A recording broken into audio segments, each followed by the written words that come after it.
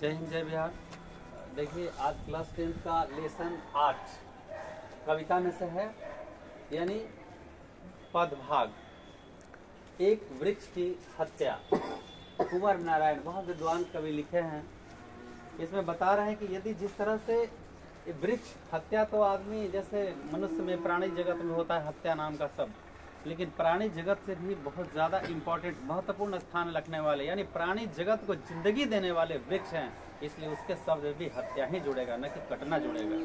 तो अगर वृक्ष की हत्या, हमारे जितने तेजी से हम लोग वृक्ष की हत्या कर रहे हैं, उसकी कटाई कर रहे हैं, सफाई कर रहे हैं, क्या हो सकता है कल, ये हमारे विद्वान कवि इस पर प्रकाश डाले हैं। अगर आज हम नहीं चेतें तो कल क्या हो सकता है, इन सारी चीज़ों पर मंथन करने के बाद ये बताए हैं। तो पर्यावरण हमारे लिए कितना आवश्यक है, एक पेड़ हमारे लिए कितना आवश्यक है, इसका स्थान हमारे जीवन में क्या है, सब कुछ इसमें बताए हैं।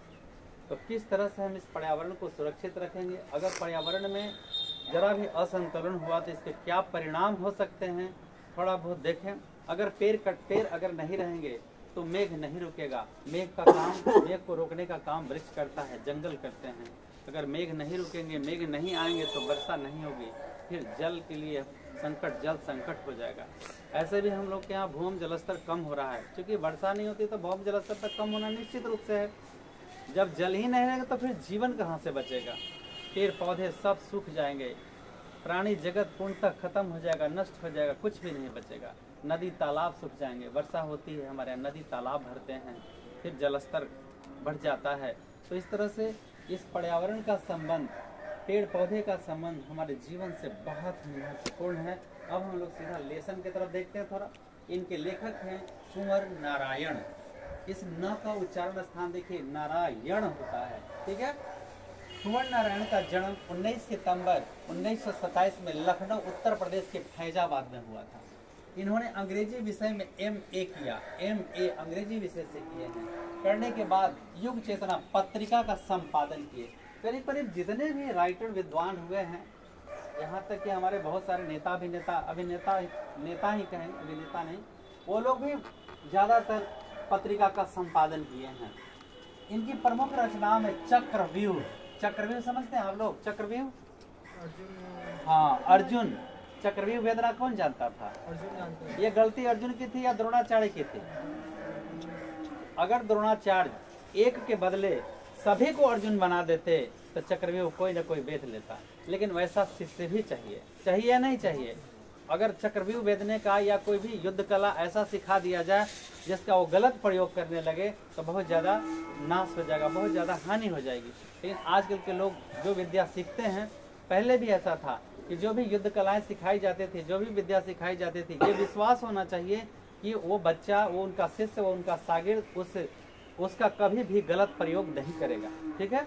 लेकिन आज के गुरु जो है ना, वो पैसे के लिए सिखाते हैं, जो ज़्यादा पैसा देगा उसको ज़्यादा सिखाया जाएगा।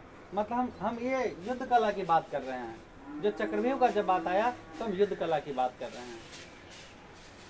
आज यहाँ पे देखिए एक गेम होता है मार्शल आर्ट में, देखिएगा ना कि आजकल सबको सिखाना, चाहे वो मारपीट करेगा, लफंगाई करेगा, हम चेतना देख के पहचान जाएंगे कि वो बच्चा किस उद्देश्य से सीख रहा है, ठीक है ना। तो उसमें भी हम लोग का जो कला है, उसमें वो गुरु नहीं सिखाते उस व्यक्ति को। अगर वो समझ में आ जाएगा कि इसका गलत इस्तेमाल करने वाला है तो वो कला नहीं दे सकते, भले वो खत्म हो जाए। इसलिए हम लोग का खेल कला इसी खत्म हो रहा है करीब, क्योंकि उसका गलत इस्तेमाल करने वालों को विद्या मिलेगा नहीं। आइए, चक्रव्यूह सब समझ गए ना, चक्रव्यूह, परिवेश, हम तुम इत्यादि, ये इनकी प्रमुख रचनाएं हैं। साहित्य सेवा के लिए इन्हें व्यास सम्मान, साहित्य का जिन्होंने सेवा किया, साहित्य की रचना की, उसके लिए इन्हें व्यास सम्मान, भारतीय भाषा परिषद पुरस्कार और साहित्य अकादमी पुरस्कार इत्यादि से इनको सम्मानित किया गया। मतलब बहुत अच्छा अवार्ड भी मिला है इनको। प्रस्तुत कविता एक वृक्ष की हत्या, कविता द्वारा लिखित कविता संग्रह इन दिनों, देखिए पूरा नाम है संग्रह इन दिनों से ये कविता लिया गया है, एक वृक्ष की हत्या, जो इन्हीं की संकलन है। इसमें कवि ने एक वृक्ष के बहाने पर्यावरण और मनुष्य सभ्यता के विनाश की अंतर व्यथा को प्रकट किया है, मानविक विचार प्रकट किया है। कहते इसमें कवि ने एक वृक्ष के बहाने, कवि का तो ये कहना है कि एक वृक्ष, लेकिन एक नहीं, तमाम वृक्षों के बारे में ये बता रहे हैं कवि। और अपने मन के अंतर द्वंद की, जो अपने मन के अंदर जो दर्द हो रहा है कि अगर वृक्ष नहीं रहेगा तो क्या होगा, सब चीज का यहाँ चित्रण किए हैं। और ये मनुष्य जाति पर प्रहार किए कि आप जो नष्ट कर रहे हो एक दिन तुम्हें नष्ट कर देगा। अगर वृक्ष ही नहीं बचेंगे तो क्या हम बच पाएंगे? इसलिए वृक्ष बचाना जरूरी है। तो यहाँ कवि क्या किए हैं कि उनके दरवाजे पर एक वृक्ष था, उसी के बहाना लेकर के पूरे पर्यावरण के बारे में सभी लोगों को चेतना जागृत किए हैं कि आप लोग भी जिस तरह हमें दर्द हो रहा हो वृक्ष के लिए, तो वृक्ष के दर्द में ही पूरे दुनिया को ये बात समझाने का प्रयास किए हैं कि समझिए एक वृक्ष लगाना आवश्यक है, एक वृक्ष कटना आवश्यक है। वो वृक्ष क्या कहता है? हमें फल देती है, लकड़ियां प्रदान करती है, छाया देती है, मौसम को संतुलन में रखती है। वाष्पोत्सर्जन की क्रिया होता है ना गर्मी के दिनों में, जब प्रकाश संश्लेषण की क्रिया होती है तो क्या वाष्पोत्सर्जन होता है, जिससे वहाँ आसपास क्या होता है? वृक्ष के नीचे ठंडक होता है। तो इतनी चीज देने वालों के भी हम लोग इतनी क्रूरता से हत्या कर देते हैं। और करे भी क्यों नहीं, करे भी क्यों नहीं? जो अपने माँ बाप को जिसने जन्म दिया लात मार के निकाल देते हैं, तो ऐसे विद्वान लोगों अगर पेड़ ही काट दिए तो कौन सा गुनाह किया है कि नहीं? हमने गलत कहा, मेरा बात किसी को मिर्ची लगता है तो इसमें मैं क्या करूँ, उसका स्वाद मीठा कर ले, है कि नहीं? क्या हमने गलत कहा कि माँ बाप को लोग घर से निकाल देते हैं? नहीं निकालते तो आज अनाथालय क्यों है? तो जो लोग माँ बाप को घर से निकाल देंगे इस वृक्ष के महत्व को क्या समझेंगे? दिखाइए जी ये वृक्ष को, देखिए कितना हरा भरा है, मेरे घर को कितनी सुंदरता बढ़ा रहा है, इसका प्राकृतिक दृश्य देखिए कितना सुहावना लग रहा है। नहीं, अगर ये नहीं होता तो ये उजड़ा चमन लगता। उजड़ा चमन समझते हैं? ऊपर से बाल उड़ गया, उजड़ा चमन लगता। लेकिन देखिए कितना प्राकृतिक सौंदर्य मेरे आस पास कितना सुंदर लग रहा है, चारों तरफ पेड़ पौधे हैं। सभ्यता के विनाश का अंतर्व्यथा का चित्र प्रस्तुत किया है। ये कविता उसी अंतर्व्यथा का अभिव्यक्त करती हुई आज के समय की अपरिहार्य चिंताओं और संवेदनाओं का अभिलेख है। कितनी चिंता का विषय, अगर वृक्ष कट जाएंगे तो फिर हम क्या करेंगे? पेठिया पे ऑक्सीजन सिलेंडर लेके चलेंगे? मान लीजिए पर्यावरण में पूरे कार्बन डाइऑक्साइड भर जाएगा, पेड़ नहीं रहेंगे, पर्यावरण को शुद्ध कौन करेगा? फैक्ट्री लगाएंगे पर्यावरण को शुद्ध करने के लिए। उसके बाद ऑक्सीजन नहीं रहेगा, तपीट पड़ेगा, सिलेंडर लेके चलेंगे, जहाँ खत्म हो जाएगा टांग फैच, ऐसे कैसे होता है, मिर्गी आता है ना, टांग छितरा के रह जाएंगे। और कोई अपना सिलेंडर थोड़ा देगा, अगर वो दे दिया तो छितरा के मर जाएगा। जैसे कोरोना हुआ था कि कौन जाएगा उसके तरफ मर जाएगा, एकदम यही ठीक भविष्य में यही कोरोना आने वाला है। कैसे? ऑक्सीजन की कमी, वातावरण में ऑक्सीजन नहीं रहेगा, पीठ पर बाय बाप ही लदे रहेगा, सोचेगा कि हमारे बेटा के लगा देंगे तो हम मर जाएंगे। कैसे कोरोना हुआ था तो लोग कहा कि पति बीमार है तो पत्नी दूर, पत्नी बीमार है तो पति दूर, बेटा बीमार है तो बाप दूर, बाप बीमार है तो बेटा दूर। था कि नहीं था? एकदम इससे भी, इस कोरोना से भी महान संकट आने वाला है। मैं सभी को सावधान कर रहा हूँ कि इस कोरोना से महान संकट पर्यावरण में आने वाला है। अगर पेड़ कट गए तो ऑक्सीजन नहीं रहेंगे और फिर हम सांस नहीं ले पाएंगे, और इस तरह से क्या होगा? कोरोना से पहले छटपटा के मर जाएंगे। उसके लिए तो क्वारंटाइन होना पड़ता था, इसके लिए कौन क्वारंटाइन होगा? दूसरा टाइम आएगा, है ना, ऑक्सीजन टाइम। मनुष्यता और सजीवता के पक्ष में संभावनाओं के द्वार खोलती है। मनुष्य और सजीव, ये मनुष्य ये सजीव हालत में कब रहेगा? जब हमारे पेड़ पौधे सजीव हालत में रहेंगे, हम उनकी रक्षा करेंगे, वृक्ष लगाएंगे। आप सभी लोग वृक्ष लगाएंगे? कितने लगाएंगे? 2, बिल्कुल, कम से कम 2। अगर एक खत्म भी हो जाएंगे तो एक रहेंगे ना। अगर ये पेड़ मेरे माँ बाप, मेरे बाप दादे नहीं लगाए होते तो इसके फल हम खाते नहीं। और हम नहीं लगाएंगे तो मेरा वाला आप लोग कैसे खाओगे? इसलिए हमें भी लगाना चाहिए ना। मेरा बदल तू लगा देना, 2 2 4। इसलिए मैंने बोला हूँ जनसंख्या नियंत्रण के लिए हम 2 हमारे 2 नहीं, हम 2 हमारे 1, तो जनसंख्या फटाक से कंट्रोल हो जाएगा बहुत जल्दी। 10-15 साल के अंदर अंदर कंट्रोल हो जाएगा। तो आप देखते हैं इस कविता के माध्यम से हमारे कवि, महान कवि क्या कहना चाहते हैं, जरा उनको पर ध्यान दें। ठीक है,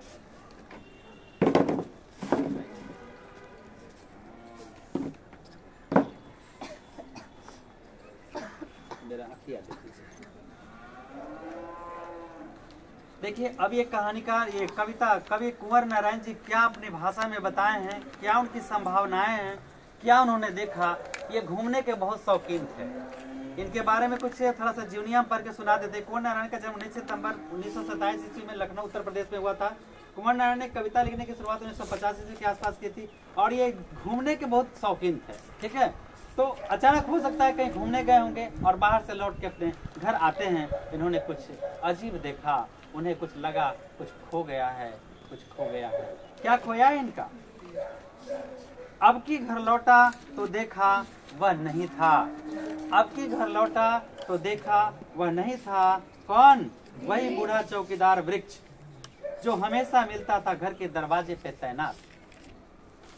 वही बूढ़ा वृक्ष जो मिलता था घर के दरवाजे पे तैनात। कह रहे हैं कवि, कि जब वो घूम के बाहर प्रदेश से बाहर लौट के आते हैं तो कहते हैं अब की बार लौटा तो देखा वह नहीं था। कौन नहीं था? वृक्ष।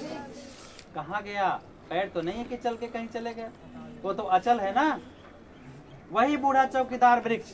तो अब देखिए कवि क्या कहते हैं कि जो वृक्ष है वो पहरेदार है।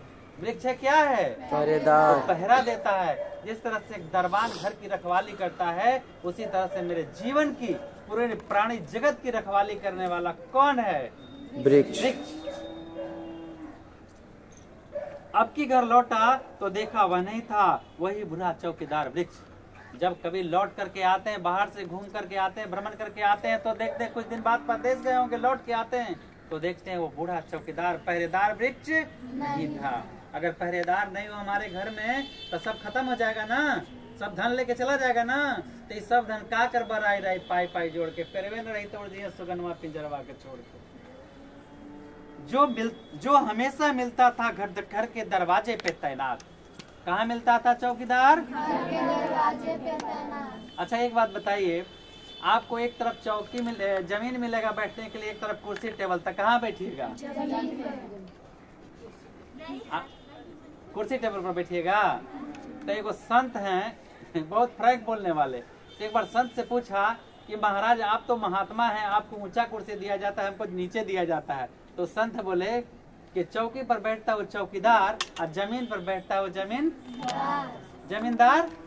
जमीन पर बैठता है वो जमींदार और चौकी पर बैठता है वो चौकीदार। तो बताइए ये अंत समय में भी ये चौकीदार हमारे लिए कुर्सी टेबल का काम करता है। चौकीदार जरा सोचिए, सोने के लिए भी लकड़ियां देता है, क्या हम उसे काट दें?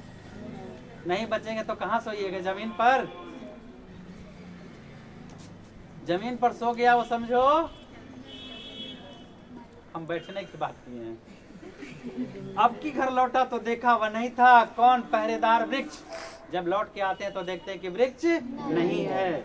जो हमेशा मिलता था घर के दरवाजे पे तैनात, उनके घर की रखवाली करते रहता। मानो ऐसा मान लो, कल्पना करिए कि वो घर की रखवाली करते रहता था, ऐसा कवि को लगता था। अब जरा सोचिए, बहुत लोग कहते हैं कि माँ बाप बोझ है। इसके माध्यम से वे भी कहना चाहते हैं कि घर के माँ बाप को लोग बोझ समझते हैं। अपने बीवी बच्चों के साथ ऐश करने जाते हैं, घूमने जाते हैं, जहाँ तहाँ जाते हैं, माँ बाप बेचारे घर अगोरते रहते हैं, फिर भी उनको लोग बोझ समझता है। बिन पैसे का दरबान, बिन पैसे का चौकीदार है या नहीं है?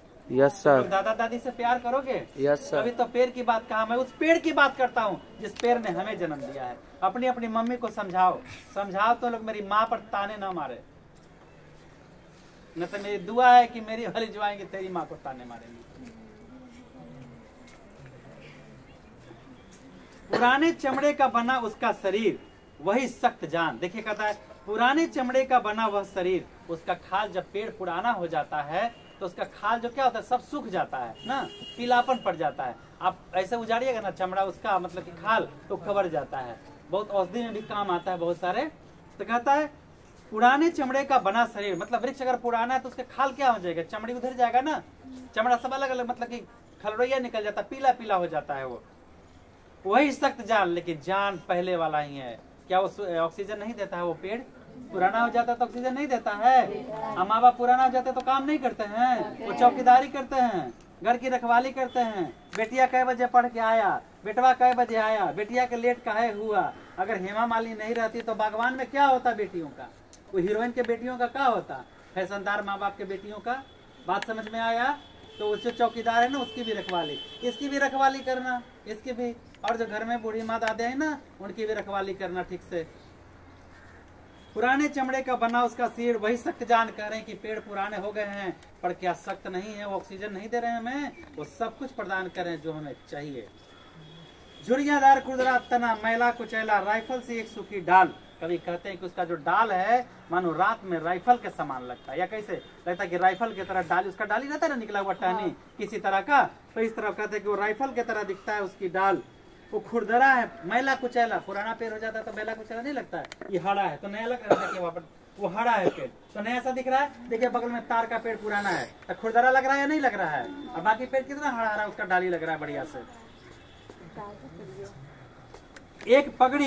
एक पगड़ी फुल पत्तीदार, गांवों में फटा पुराना जूता। देखिए एक पगड़ी कह रहे हैं कि उसकी जो टहनी है सूखी हुई राइफल की तरह लगती है। उस पेड़ भले ही पुराना हो, पेड़ पत्ते अगर थोड़े भी हो तो भले वो पुराना हो तो ऑक्सीजन तो हमें दे रहा है।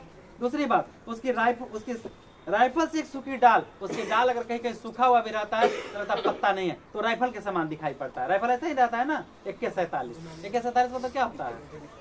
अमेरिकन कार्बाइन 47, उसका नंबर अमेरिकन राइफल है। एक पगड़ी फूल पत्तीदार। अब बताइए, जैसे अगर पेड़ में फूल लगता है तो फूल सबसे ऊपर का भाग पर लगता है ज्यादा, लगता तो चारों तरफ है। जैसे पगड़ी बांधा हुआ एकदम हिया तक पूरा पगड़ी बांधा हुआ सरदार जी है ना, मतलब ऊपर से कैसे दिखता है? छज्जा टाइप का नहीं। वो कहता है कवि कह रहे को पगड़ी की तरह उसका फूल पत्ती दिखता है, नहीं दिख रहा है पत्ती के पगड़ी की तरह, पेड़वा के डलिया कम दिखेगा, आप पगड़ी की तरह पूरा धकले है सरदार जी ने। पाँव में फटा पुराना जूता। पेड़ के पाँव होता है? Yes sir. कहाँ होता है? जड़। जड़। क्या बात है बाबा, वाह। पेड़ की जो जड़ है उसका पाँव है, वो पाँव कितना भी तब फटा पुराना नहीं, चिथरा चिथरा हो जाता है। देखेंगे तो उसका पेड़वा के नीचे जड़िया है ना, बहुत पुराना, तो चिथरा चिथरा हो जाता है। तो लिखा है पाँव में फटा पुराना जूता, जैसे मान लो जूता पहन रखा हो, ऐसे कभी कल्पना कर रहे हैं। चरमराता लेकिन अकर बलबूता। कभी कभी पेड़ से आवाज होता है, हवा चलती है तो देखे आप लोग, हाँ। लेकिन अगर के खड़ा रहता तो कुछ नहीं कर सकते हो मेरा, नहीं? Yes sir. अब यहाँ आगे, अब आगे कभी कहता है वो अपने बलबूते पर खड़ा रहता है, वो किसी से डरता नहीं है। कोई गन लेके कहे कि बेटा तुमको ऑक्सीजन दो तो दे देगा? नहीं। वो खड़ा रहेगा तो देगा, तो सबके देगा। चांदनी क्या चांडाल के घर से अपना रोशनी समेटती है? चांदनी क्या चांडाल के दुष्ट के घर से अपना रोशनी समेटती है? नहीं। तो वृक्ष भी उसी तरह है, अपने हो बूढ़े हो उनके काटने की भी इरादा रखने वाले को वो ऑक्सीजन देता है। तो आप लोगों को वृक्ष के समान होना चाहिए। Yes sir. आप लोग वृक्ष के समान हैं? नहीं सर। नहीं तो बनेंगे? Yes sir. वृक्ष का क्या विशेषता? वृक्ष का बहु नहीं फल बके, नदी न संचय नीर, परमारथ के कारण साधु धरा शरीर। अब कौन कौन सज्जन व्यक्ति हैं? वृक्ष का बहु नहीं फल बके, वृक्ष फल देता है, क्या वो स्वयं खाता है? नहीं सर। वो हमारे लिए देता है। नदी न संचय नीर, नदी के लिए कभी जल इकट्ठा करने का जरूरत है? नहीं। वो स्वयं नदी से बहते रहता है। इसी तरह जो व्यक्ति अच्छे होते हैं, वृक्ष का बहु नहीं फल बके, नदी न संचय नीर, परमारथ के कारण साधु धरा शरीर। जो सज्जन व्यक्ति होते हैं, कौन गाली बका, कौन बोला, कौन मारा, कौन पीटा, उससे कोई मतलब नहीं है। उनका काम है दुनिया में कल्याण करना, परमार्थ करना। ठीक है? yes, तो वृक्ष क्या है? परमार्थी है कि नहीं है? yes, वो सब कुछ हमें देता है, लेकिन हम उसको क्या करने पर तुले हैं? नष्ट करने पर तुले हैं। तो वो हमको नष्ट नहीं करेगा, एक दिन हम अपने आप नष्ट हो जाएंगे। कहता ऊपर वाले के लाठी में कभी आवाज होता है? नहीं। लेकिन मारता है तो दुनिया चिल्लाता है कि नहीं? इसलिए इसको काटना हम लोग बंद करें। अब बता रहे हैं कवि कि क्या क्या हमें वृक्ष देता है। कहता है धूप में, बारिश में, गर्मी में, सर्दी में हमेशा चौकन्ना अपनी खाकी वर्दी में। कहता है धूप में, बारिश में, गर्मी में, सर्दी में हमेशा चौकन्ना अपनी खाकी वर्दी में। उसका जो खाल है, कभी कहता है वस्त्र, वस्त्र वर्दी वस्त्र होता है ना। कहता है कि कभी कहते हैं कि अपने खाकी वर्दी में, जब से खाल जब पुराना हो जाता है ना उसका मतलब खलकोइया, तो खाकी की तरह दिखता है लगभग, मान लो ऐसा सूखा सूखा। तो कहता है धूप में हो, चाहे प्रचंड धूप हो या प्रचंड बारिश हो, गर्मी हो या सर्दी हो, हमेशा चौकन्ना रहता है, चाहे किसी भी तूफान का। अब गर्मी में आएगा तूफान कि ठंडी में आएगा तूफान, पता है? नहीं सर। लेकिन हमेशा तैयार रहता है, आ जाओ बेटा आ जाओ, है ना। तो एक बार बता दूं, जैसे धूप में, बारिश में, चाहे धूप हो या बारिश हो, गर्मी हो या सर्दी हो, पर वो वृक्ष हमेशा चौकन्ना रहता है, हर मुसीबत से निपटने के लिए और किसी को बचाने के लिए भी। बारिश में हम लोग पेड़ के नीचे छिप जाते हैं। yes, अधिक गर्मी होते हैं, अरे बाप रे बाप रे बाप, आप पेड़ के नीचे जाकर लेट जाते हैं। हाँ। तो कितनी ठंडक, जैसे मालूम पड़ता है माँ की गोद। नहीं, अगर झमटगर वृक्ष हो, अत्यंत गर्मी पड़ रहा हो, तो माँ की गोद की शीतलता वो हमें देता है। कौन? वृक्ष। हमारे बगल में बहुत बड़ा मतलब विशाल एक बड़ का पेड़ था, वो सब खत्म हो गया। तो सच में वो माँ का आंचल महसूस होता है। माँ भी गई, पेड़ भी गए, अब दोनों छिन गए, हम लोग अनाथ हैं। इसी तरह पूर्ण रूप से अनाथ हो जाएंगे हम लोग। अनाथ समझते हैं? अनाथ कोई नहीं, जिनका कोई नाथ नहीं है, जिनके कोई माँ बाप नहीं हो, अनाथ होता है। आप लोग डरते हो ना, कहते हो ना मम्मी बहुत डांटती है, पापा बहुत डांटते हैं। मैं अनाथ हूँ, कोई डांटने वाला नहीं। मैं सोचता हूँ कि तुम लोगों को डांट पड़ता है, हमें भी कोई डांटता है, मेरा नाम लेके हमें कोई बुलाता है। कोई नहीं कहता कि आप गलत करते हैं, थोड़ा संभल के चलो। एक मेरी माँ है बगल में, हम जाते हैं एक दिन तो बोले बेटा अभी बहुत कुछ करना है। मैं सोचा ईश्वर भी आके शायद ना कहे, वो माँ ईश्वर के रूप में आ गई और बोली बेटा अभी आपको बहुत कुछ करना है। बोला माँ हमें याद है, तो उन्हें माँ ही कहते हैं, माँ हमें याद है कि क्या करना है। ये पूछते कि क्या करना है, नहीं, उन्होंने जो बताया हमें याद है। माँ हमें क्या करना है हमें याद है, बस आप याद दिलाते रहिएगा जरूर। आप लोग आज अपनी मम्मी का बात मानोगे? Yes sir. मम्मी का बात मानोगे आप लोग? कोई दुख नहीं न देगा। माई का अनमोल है, पता है माई का मोल? पता है माई का मोल? माई की कभी कोई पूरा नहीं कर सकता है, कोई भी नहीं। सृष्टि में कोई ऐसा शब्द, स्वयं ईश्वर भी माई शब्द की पूर्ति नहीं कर सकते हैं। मैं उनको भी खुलेआम चैलेंज करता हूँ, ईश्वर हो अल्लाह हो, माँ की कमी को पूरा नहीं कर सकते हैं। ठीक है। और बहुत लोग गाया भी है सिंगर, एगो मेरा निरहुआ सिंगर कैसे क्या गाया है भाई, कोई एक लाइन बता दो। निरहुआ सिंगर माई के बारे में गाया है ना। देखिए एक सिंगर भी गाया है माई के बारे में, बहुत बहुत अनमोल शब्द कहा है। एक तो सिंगर गाया था, माई के दूधवा से बढ़ के कोई मिठाई नहीं खेबा, अब आगा बात जेकर घर में माई नहीं खेबा, है ना। सही में बदकिस्मत है। और कौन गाया था आप बताइए तो जरा, आवाज दीजिए जल्दी, वक्त बीत रहा है।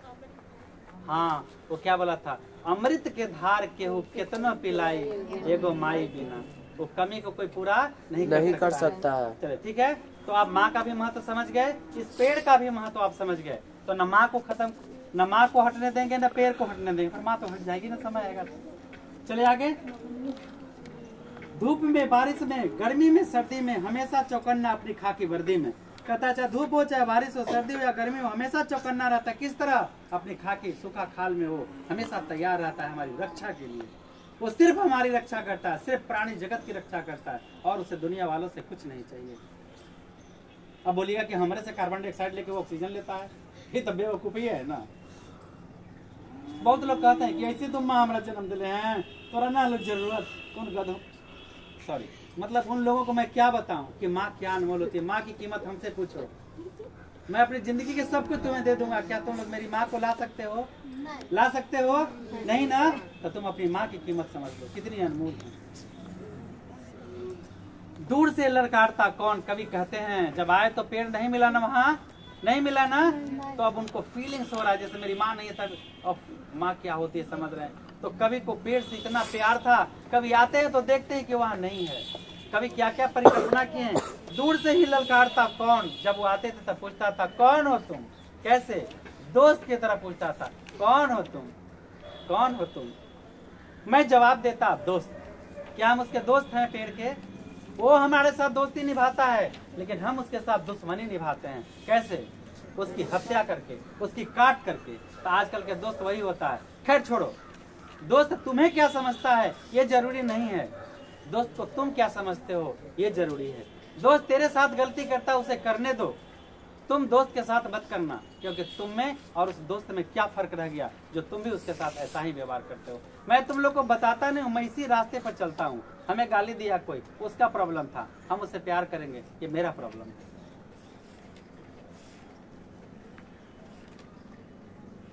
दूर से ललकारता कौन, मैं जवाब देता दोस्त। कभी कहते हैं कि पेड़ हमसे कहता था तुम कौन हो, तो मैं उसे बताता था दिल से मैं तेरा दोस्त हूँ। क्योंकि आते थे छैया में तो जाके वहाँ पे बैठ जाते थे, बड़ा प्यार आता था। ठंडी ठंडी वो गर्म के सीजन में बैठे, ठंडी ठंडी हवाएं, 10-20 लोग वहाँ बैठे रहते थे। कितना ऐसा दृश्य आप लोग देखे हैं कहीं? पेड़ ही नहीं है तो देखेंगे, झूठ आप बोल दिए हैं। और पल भर को बैठ जाता, कौन वहाँ बैठ जाते थे? कवि। पल भर को वहाँ बैठ जाता उसकी ठंड छाँव में। तो कब ठंड छाँव लगती है? गर्मी के दिन में जब पेड़ के नीचे बैठेंगे तो ठंडक लगता है। आपको प्रश्न आता है कि गर्मी के दिनों में पेड़ के नीचे ठंडक महसूस होता है, क्यों? क्योंकि गर्मी के दिनों में वाष्पोत्सर्जन की क्रिया होती है, प्रकाश संश्लेषण होता है ना, तो उसमें वाष्पोत्सर्जन की क्रिया होती है, जिसको आसपास के वायुमंडल क्या होता है, उस वाष्पोत्सर्जन की क्रिया से वायुमंडल ठंडा हो जाता है और पेड़ के नीचे हमें क्या होती है? ठंडक महसूस होती है। जिस तरह से माँ की आंचल में ठंडक महसूस होती है ना। वो प्रेमचंद बड़ा नटखट थे। प्रेमचंद की सुनिए कहानी। प्रेमचंद बड़ी नटखट थे। वो गए थे एक बार गेहूं के खेत में, चूहा पकड़े, सांप के बिल में डाल रहे, चाय थी, चूहा के बिल में पानी डाल रहे थे, ठीक। वो आया सांप निकलते हुए, तो उसमें मुहावरा लिखे कि चूहे की खोज में सांप निकला, दौड़ते दौड़ते दौड़ते दौड़ते आए, अब बड़ा सा डेवरी था, अब माँ के आके माँ के गोद में गिर गए। उनकी माँ सौतेली थी, तो क्या वो माँ के, तो क्या जाने माँ है तो माँ के कलेजे का ठंडक, माँ के गोद का ठंडक किसे मिलेगा, जिसको महसूस करेगा। तो लोग माँ के साथ झूठ बोलती है ना, तुम लोग नहीं झूठ बोलती है। दिल पे हाथ रख के कहो कौन इसमें से माँ के साथ झूठ नहीं बोलती है। पर तेरी माँ सारी गलतियों को समझती है। थैंक्स बेटा। सबसे माँ से झूठ मत बोलना कभी, बहुत अनमोल है। भगवान के सामने मैं झूठ बोल दूं पर माँ के सामने नहीं। और पल भर को बैठ जाता उसकी ठंडी छांव में। कौन बैठ जाते थे? दरअसल शुरू से ही था हमारे अंदेशों में। अरे जो होने वाला होता है कुछ गलत ना, वो मन को फील होता है, आपको अनुभव अंतरात्मा महसूस कर लेता है। कभी को यहाँ महसूस था क्योंकि उस पेड़ से बहुत अधिक प्रेम था। दरअसल शुरू से ही था हमारे अंदेशों में कहीं एक जाने दुश्मन, कभी संकेत कर रहे हैं। दरअसल शुरू से ही था हमारे अंदेशों में, कभी को ऐसा शक लग रहा था कि कहीं कोई इसका दोस्त, ये तो सबको दोस्त समझता है, कहीं कोई इसका दुश्मन इसे काट न दे, कहीं इसका दुश्मन इसे कोई काट न दे। कि घर को बचाना है लुटेरों से। जब आए कभी तो क्या पाए थे? वृक्ष था वहाँ? नहीं सर, नहीं था ना। ये अपने शकुन को बताए और पहले से ही कवि को अंदेशा था कि कहीं कोई इसे काट न दे, कहीं कोई इसे काट न दे। और आजकल क्या होता है, घर का बंटवारा होता है, भाई का बंटवारा होता है तो उसको बगीचा मिलता है, वो घर मिल गया, बगीचा काट के घर तो बना लिया। इस तरह से पेड़ों की सफाई होती जा रही है, जंगल की सफाई होती जा रही है। क्या होगा इस देश दुनिया में? घर को बचाना है लुटेरों से। कह रहे कभी वृक्ष की तो कट गया ना वृक्ष, अब कहते हैं कि घर को बचाना है लुटेरों से, शहर को बचाना है नादिरों से। नादिर क्या होता है? घर को, ये जो हमारा वृक्ष है, पर्यावरण है, ऐसे लुटेरे हैं जो वृक्ष की हत्या करें, उन लोगों से बचाना है। ठीक कैसे? जैसे शहर को बचाना है नादिरों से। नादिर शाह नाम का एक मुस्लिम शासक था जो बहुत क्रूर था, बहुत अत्याचारी था।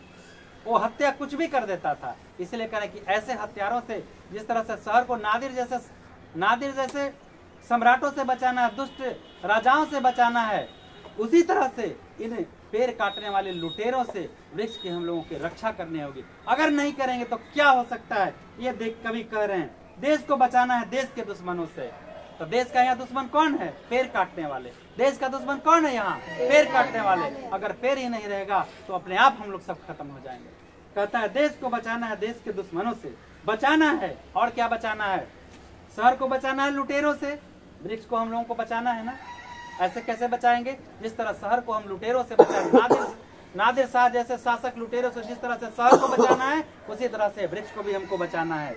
देश को बचाना देश के दुश्मनों से, जिस तरह से देश के दुश्मनों से देश को बचाना जरूरी है, उसी तरह से वृक्ष को काटने वाले दुश्मनों से बचाना जरूरी है। और भी कह रहे हैं बचाना है नदियों को नाला हो जाने से, बचाना है नदियों को नाला हो जाने से। ये क्या होता है? नदी और नाला का संबंध पेड़ से क्या है? कौन बताएगा? नदी और नाला का संबंध पेड़ से क्या है? पेड़ ही जो है मेघों को आमंत्रित करते हैं बरसने के लिए। लाख टके की बात बोले हैं, पर नगद न देंगे न चेक देंगे।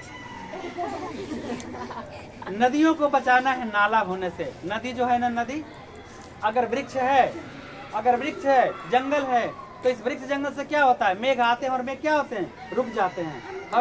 हवा रोकता है। देखिए मेघ बरसता है ना, कैसे? इधर से हवा आया, हवा रुका और मेघ को क्या किया? रोक दिया। तो मेघ रुका तो क्या होगा? पानी बरस गया। जरा ध्यान से देखिए, नदियों को नाला हो जाने से, जब पेड़ रहेंगे तो मेघ रुकेंगे, मेघ रुकेंगे तो बारिश होगी, बारिश होगी तो नदी नाले भर जाएंगे। लेकिन अगर पेड़ ही नहीं रहेंगे तो मेघ रुकेंगे, मेघ नहीं रुकेंगे तो क्या बारिश होगी? अगर बारिश नहीं होगी तो नदियाँ क्या हो जाएगा? नाला हो जाएगा। शाहपुर में गंगा जी है? नहीं सर। कहाँ है? जब गंगा जी में रोड बांध दीजिएगा आप, तो गंगा जी में पुल बना सकते हैं, सड़क नहीं बना सकते हैं। गंगा जी में पुल, आजकल घर में भी लोग भाई भाई के बीच पुल बना रहे हैं, सड़क नहीं बना रहे हैं। ये तो कहीं वो हमारा ही खैबत और हम खिलब हुआ, लेकिन वो भाइयों के बीच आज प्यार नहीं है, वो प्यार नहीं है। यहाँ तक कि आज पति पत्नी में भी अच्छा सा प्यार नहीं दिखता है, क्योंकि खरीदा हुआ है। सास बहू में भी प्यार नहीं दिखता है, भाई भाई में तो गलत। सभी लोग पुल बना के रहता था, पुल ही पाया से भी पाया, बीच में खाली। लेकिन सड़क क्या होता है? पूरा भर के बनाया जाता है सड़क। अगर सड़क टूट भी जाता है तो कैसनो गाड़ी धीरे धीरे करके पार हो जाता है। तो आप लोग देखो बेटा, परिवार में पुल मत बनाना, क्या बनाओगे? सड़क। हमेशा सड़क बनाने का प्रयास करना है और उस सड़क कभी टूटने न पाए, तो विश्वास रखना है। समझ में आया? तो क्या होंगे? पेड़ होंगे तो मेघ रुकेंगे, बारिश होगी और नदी नाले भर जाएंगे और नदियां ही बनी रह जाएंगी। लेकिन अगर पेड़ नहीं रुकेंगे तो क्या बारिश होगी? मतलब पेड़ नहीं रहेंगे तो बादल रुकेगा नहीं तो बारिश होगी नहीं, बारिश नहीं होगी तो नदी क्या हो जाएगा? नाला बन जाएगा। पानी नहीं रहेगा तो नले में थोड़ा बहुत पानी रहता है। तो क्या कहते हैं कवि, देखिए कितनी बड़ी बात कहा जाता है, जहाँ न पहुँचे रवि, कितना दूरदर्शी होते हैं कवि। नदियों को बचाना है, नदियों को नाला हो जाने से। अगर पेड़ नहीं रोपिएगा, नया वृक्ष लगाइएगा, काटने वालों का विरोध नहीं करिएगा, अगर पेड़ कट जाएंगे तो अगर नदी को नाला होने से बचाना चाहते हैं तो वृक्ष लगाइए और कटने से भी उसे रोकिए। और क्या, हवा को धुआं हो जाने से, अगर पेड़ नहीं रहेगा पूरे पर्यावरण में कार्बन डाइऑक्साइड फैल जाएगा, पूरा धुआं ही नजर आएगा। तो क्या आप जी पाएंगे? अगर हवा को धुआं होने से बचाना है तो वृक्ष लगाना होगा, क्योंकि वृक्ष क्या करते हैं? वृक्ष पर्यावरण से कार्बन डाइऑक्साइड लेकर, सूर्य से प्रकाश लेकर के, धरती से मिट्टी मतलब पानी लेकर के अपना भोजन बनाते हैं, यानी प्रकाश संश्लेषण की क्रिया द्वारा अपना भोजन बनाते हैं, जिसमें ऑक्सीजन मुक्त करते हैं। जो ऑक्सीजन हमारे प्राणवायु हैं। हमारे प्राणवायु क्या है? ऑक्सीजन है। हम जल के बिना थोड़ी देर जी सकते हैं, पर ऑक्सीजन के बिना नहीं। अब ये कैसे? जब कोई पेशेंट जाता है हॉस्पिटल में तो पहले पानी लगाता है कि पहले ऑक्सीजन लगाता है? ऑक्सीजन जरूरी है। खाने को जहर हो जाने से, अब बताइए, अब ये पेड़ पौधे नहीं रहेंगे, पूरा पर्यावरण प्रदूषित हो जाएगा, तो पेड़ पौधे भी तो प्रदूषित हो जाएंगे ना। पेड़ पौधे भी, उससे निकलने वाला अन्न अनाज सब क्या होगा? सब जहरीला हो जाएगा। तो कहता है कि पेड़ लगाना और पेड़ बचाना हमारे लिए बहुत आवश्यक है। कहता है बचाना है नलियों को नाले हो जाने से, फिर से ऊपर से घर को बचाना है लुटेरों से। जिस तरह घर को लुटेरों से आप अपनी रखवाली करते हैं, शहर को बचाना है नादिरों से, यानी लुटेरे शासकों से। अगर शहर को बचाना है, देश को बचाना है देश के दुश्मनों से, जितना जरूरी देश के दुश्मनों से देश को बचाना है, उतना ही जरूरी बचाना है नदियों को नाला हो जाने से। अगर नदी को नाला होने से बचाना चाहते हैं तो वृक्ष कटने से रोकिए और नया वृक्ष रोपण करिए। और क्या, हवा को धुआं होने से बचाना है तो वृक्ष पर्यावरण की रक्षा करनी होगी। खाने को जहर होने से बचाना है तो पर्यावरण की रक्षा करनी होगी। बचाना है, और क्या बचाना है? कवि कहते हैं बचाना है जंगल को मरुस्थल हो जाने से। जब जंगल नहीं रहेंगे तो सब क्या होगा? सूख जाएगा ना पूरा। Yes sir. धरती सूख जाएगा ना। Yes sir. सूख जाएगा तो क्या बन जाएगा? मरुस्थल बन जाएगा कि नहीं बन जाएगा? Yes sir. बचाना है मनुष्य को जंगल हो जाने से। अब बताइए, जब पर्यावरण रहबे नहीं करेगा तब मनुष्य रहेगा? जंगलीय ना पूरा हो जाएगा, सब लोग, कुछ बचबे नहीं करेगा। इस तरह से कवि का अंदेशा है कि अगर पर्यावरण को बचाना, पर्यावरण को हम नहीं बचाएंगे, वृक्ष को नहीं बचाएंगे तो हम लोग भी जीवित नहीं बच पाएंगे। ये प्राणी जगत की अगर कल्पना करनी है तो आपको पर्यावरण को सुरक्षित रखना होगा, पेड़ पौधे लगाने होंगे। तो आज अब सभी लोग पेड़ पौधे लगाएंगे, सभी लोग 2-4 पेड़ लगाएंगे। Yes sir. निश्चित आज संकल्प करिए कि सभी लोग अपने अपने घर में कम से कम तुलसी का पौधा छोटा मोटा छत पे लगा दीजिए, वो भी पर्यावरण को शुद्ध करता है। आप ऐसे नहीं सोचे, अब छोटा, पहले मैंने इतनी चुके आपको जन्म दिया था, लेकिन इतना बड़ा हुए कि नहीं हुए? तो उसी तरह से अगर हम 50 को वृक्ष लगा देते हैं अपने छत पर ही छोटा छोटा, तो 100 एगो पेड़ के बराबर हो जाएगा, जो पर्यावरण को शुद्ध करेगा या नहीं करेगा? तो सभी लोग पेड़ लगाएंगे, नहीं तो पीठ पर सिलेंडर लेके चलेंगे। चले, अब कुछ सवाल है। कवि को बुरा वृक्ष चौकीदार क्यों लगता है? कुछ प्रश्न इंपॉर्टेंट है, जरा देखिए। कवि को बुरा वृक्ष चौकीदार क्यों लगता है? कवि को बुरा वृक्ष चौकीदार इसलिए लगता है क्योंकि वो हर चंद सिनाता ने दरवाजे पर खड़ा रहता है, और जब भी कभी आता है तो चौकीदार की तरह उसे कभी क्या पाता है? खड़ा ही पाता है, और वो घर की रखवाली करते रहता है। और घर की रखवाली करना मतलब क्या हुआ? पर्यावरण की रखवाली करना। घर की रखवाली का मतलब क्या हुआ? पर्यावरण की रखवाली करना। आज बताइए, देहात के लोग जाते हैं, कहता है कि देहात के पानी वानी सब शुद्ध रहता है, हवा पानी वानी सब शुद्ध रहता है। शहर में तो गंदगी ही गंदगी है शहर में गंदगी की नहीं है? रोड पर जाएगा तो नाक मुंह बंद करके जाना पड़ेगा, लेकिन शहर के शुद्ध हवा जब लगता है तो कितना अच्छा लगता है। वृक्ष और कवि में क्या संवाद होता है? कहता है कि वृक्ष और कवि क्या आपस में बातें करते हैं? वृक्ष और कवि में हमेशा यही संवाद होता है कि वृक्ष एक चौकीदार की भांति दूर से पूछता है तुम कौन हो? तो कवि क्या कहता है? मैं आपका दोस्त हूँ। अगर हम एक एक पेड़ बचाना सीख लें तो हमें पर्यावरण की दिक्कत नहीं होगी, पर्यावरण मेरा हमेशा शुद्ध रहेगा, ठीक है। लेकिन आज हम लोग अंधाधुंध पेड़ की कटाई कर रहे हैं, इसे रोकना होगा।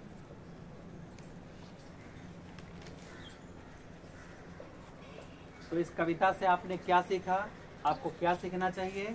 क्या पर्यावरण को सुरक्षित रखना है आप लोगों को? Yes sir. पेड़ कटाई पर रोक लगाइए, पेड़ नहीं काटिए, छोटे छोटे गमले में पौधे भी लगाइए, जिससे भी पर्यावरण शुद्ध होंगे। हम अपने लिए लगाएंगे, हर लोग अगर अपने लिए केवल व्यवस्था कर लेगा तो सारी परेशानियां क्या हो जाएंगी? नष्ट हो जाएंगी। ठीक है, चलिए इसी के साथ समाप्त करते हैं। जय हिंद, जय बिहार।